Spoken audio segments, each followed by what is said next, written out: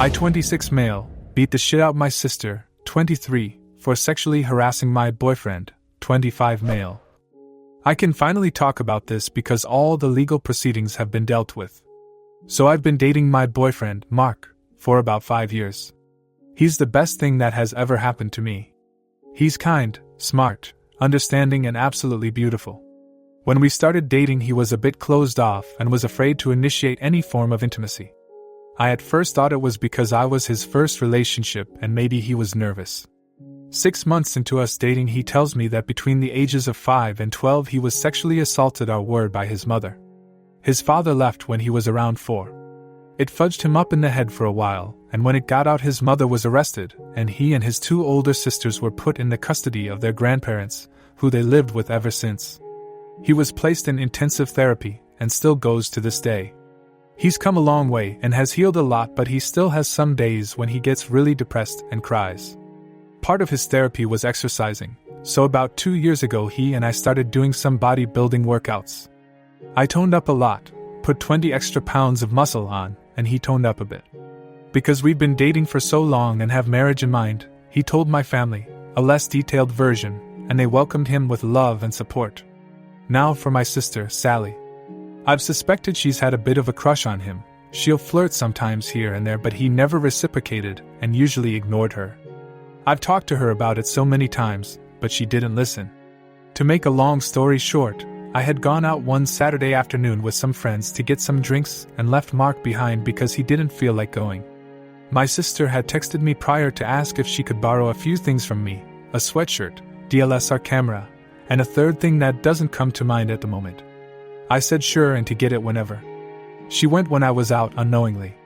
When I came home I found my boyfriend on the ground crying his eyes out and my sister trying to calm him down. He was having a panic attack. It's never safe to touch him when he has an episode because he may act out violently due to his headspace. Her hands were all over him and he was trying to push her away. Her shirt was also on the ground and she was only in her bra. I tore her away and asked what the fuck she was doing. She said that she was trying on the sweatshirt when he walked in on her, freaked out and went into an episode. However, Mark through his tears said she tried to touch him. I asked my sister if it was true and she said no, but Mark again said she tried to touch him. We have cameras in the house and I pointed it out to my sister. Her face went white and I don't know what came over me, but I saw red. I can't remember much because I was so angry, but I beat the crap out of her. I can't even remember if I was the one who called 911 or her, though her beat up state. I do remember kind of snapping out of it because Mark was still going through his episode and I could him cry louder and I had to help him through it. It's all a haze. I broke my sister's nose, gave her a black eye and bruised her ribs. She was in the hospital for a few days. Update 1. This all happened right before the 2020 event hit, the end of 2019, and everything was just settled this last month. 2. The incident happened in our kitchen. The front door leads down a hall directly to our open kitchen and to the right is our living room that leads to the bedrooms. 3. We have cameras in every room but the bathrooms and bedrooms because we have a Great Dane named Butler. He's black and has a white oval patch from his chest to his tummy. He looks like a butler, who likes to get into everything, so we set up cameras to keep an eye on him while we're out. The cameras don't have sound recording. 4. My sister didn't outward Mark, but she did try to coerce him into Egg's usual activities. 5. My sister didn't know I was out when she came over.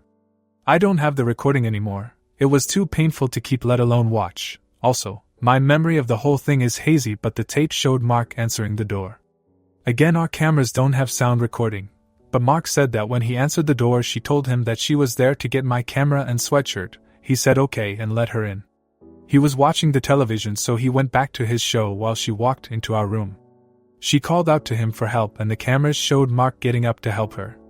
I don't remember how long they were in there, but the tape showed Mark rush out of the room while holding his hands out as if trying to stop an attacker. My sister then emerged half naked while holding onto her shirt. Mark backed up into the kitchen, still holding his hand out. She advanced towards him.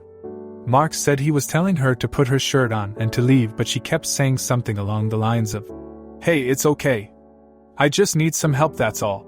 And, you're a nice guy, just help me out a little."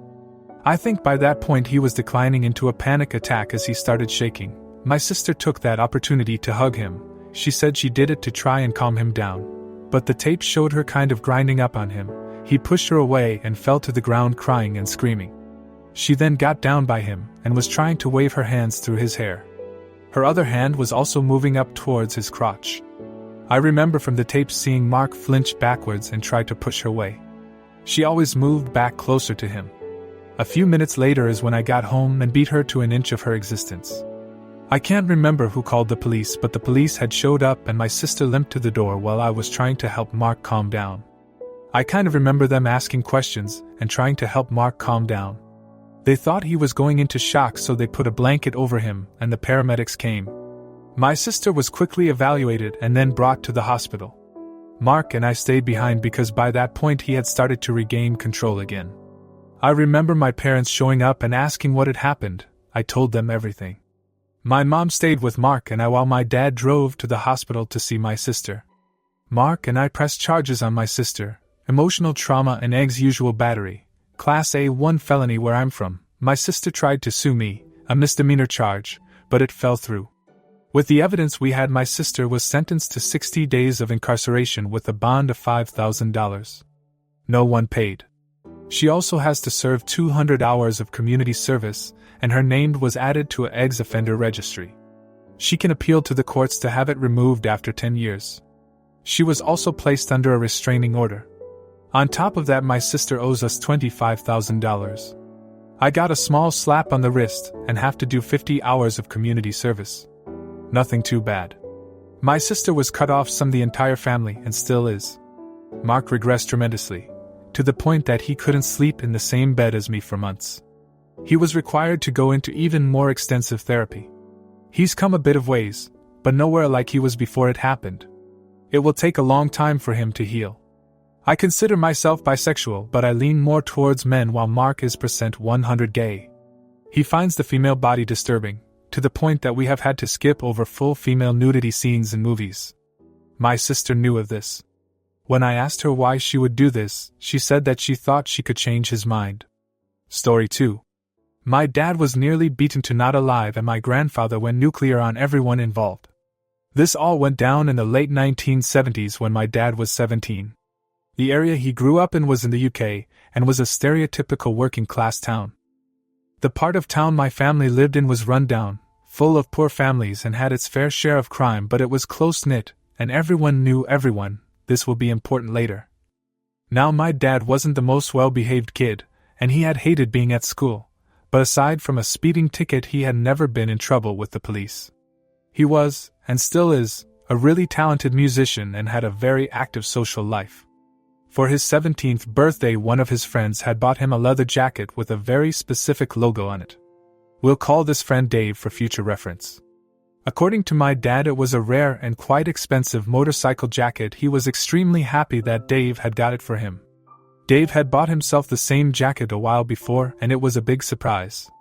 My grandmother apparently joked that with the jackets on they looked like twins, and she wasn't far wrong. They had similar features, black hair, and were both well known for being kitted out in motorcycle gear. A few days after my dad's birthday, he was leaving work as a bartender in the town center at around 10 p.m. As he was getting close to where his bike was parked, a gang of 5 men approached him from behind. The last thing my dad remembers was being smacked over the head and passing out as he hit the floor.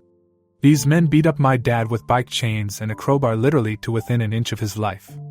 Luckily, 2 bouncers from a nearby pub had heard the commotion and rushed to help. The men ran off. The bouncers called the cops and my dad was taken to hospital. It turned out that Dave had quite a substantial gambling habit and owed a large amount of money to people who you really didn't want to owe money to. They had threatened Dave and told him that they would be looking for him to teach him a lesson.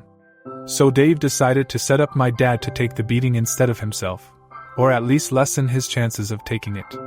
He had bought my dad the same jacket because these guys knew that was what he wore when he rode. He then arranged for a guy he knew to find out when my dad left work and call up the loan sharks to let them know where Dave was. What a scumbag. The revenge. My grandfather and grandmother were obviously distraught about this whole thing. The first thought on my grandfather's mind was if my dad would survive. When that was answered, his second was how best to get revenge. Bit of background on my grandfather. He was a lifelong boxer and a career military man. He enlisted at the back end of WW2 at 17, stayed in the forces through Korea and then served in Malaya and Burma as a scout and sniper during the mid to late 1950s. He only reluctantly retired when my dad was little and worked as an engineer after his discharge. This guy was a certified badass even into his 50s, and although he wasn't the best husband or father at times, he could never stand by and watch his family get hurt. The first move my grandfather made was to call up every ex-service buddy, bouncer, pub landlord, etc. that he knew, and even a few less than legit characters he knew from the pubs. In my town, word traveled fast, and my grandfather was well liked and had a bit of a reputation, so it wasn't long before he had the names and addresses of the 5 men who had attacked my dad. Apparently these guys had been bragging about beating up a defenseless man from behind. These guys were career criminals with violent reputations, but my grandfather really didn't give a shit who or what they were. My grandfather then called up a few of the most dangerous, hardened guys he knew from the service. He explained to them what had happened, and they were all happy to help. One night, the group kicked in the doors of each thug and beat them to a pulp, all 5 of them. They knew that if they hit one, the others would hear about it and run, so they hit all 5 of them in one night. My grandfather knew that no one would call the police in the area they lived in. Talking to the cops was a big no-no in that area back then, so there was little chance of being caught. All 5 guys ended up bloodied with broken bones, shattered teeth, and the requirement to be fed from a tube by the end of the night. One of them had to be put into a medically induced coma. Of course, the police interviewed all of them in hospital when they sufficiently recovered, but none of them talked, both out of fear of my grandfather and fear they would be labeled as rats, and nothing came of it. But my grandfather wasn't done there. My grandfather used his connections in the clubs and bars to start spreading rumors about why they had been beaten up. Soon it had gotten round that these 5 guys had fucked up and had beaten up the wrong person. Not only that, but they had bragged about it and lied to whoever they worked for about it. Not only were they physically broken, but my grandfather ruined their credibility so that when they got out, no one, criminal or otherwise, wanted to be associated with them. Once this was all done, my grandfather turned his attention to Dave. He had specifically left Dave for last, knowing that he would shit himself knowing that my grandfather knew what he had done. My grandfather, however, was much more subtle in dealing with Dave, as he thought that a simple beating would be too good for him. He waited and asked around, and it turned out that Dave was not only a compulsive gambler but also had recently turned into a heavy shrug addict as well. My grandfather found out who he was buying his shrugs from, when he would usually buy and where. He had a buddy of his follow Dave when he went to buy his stuff, follow him to where he was living and let my grandfather know. My grandfather then called in an anonymous tip that there was a huge drug deal going on at the address, and he thought he heard gunshots. He got 2 of his buddies to do the same. The police investigated, searched the house, and caught Dave red-handed with boatloads of drugs in his home, as well as counterfeit bills and a ton of other illegal stuff. Dave was charged, denied bail, and ended up pleading guilty to all the charges laid against him. My dad could never remember his exact sentence, but it was definitely heavy, at least 15 years. To add to that, Dave owed a lot of money to a lot of people, and let's just say his time in prison was made much worse by this fact. My dad never spoke to him again.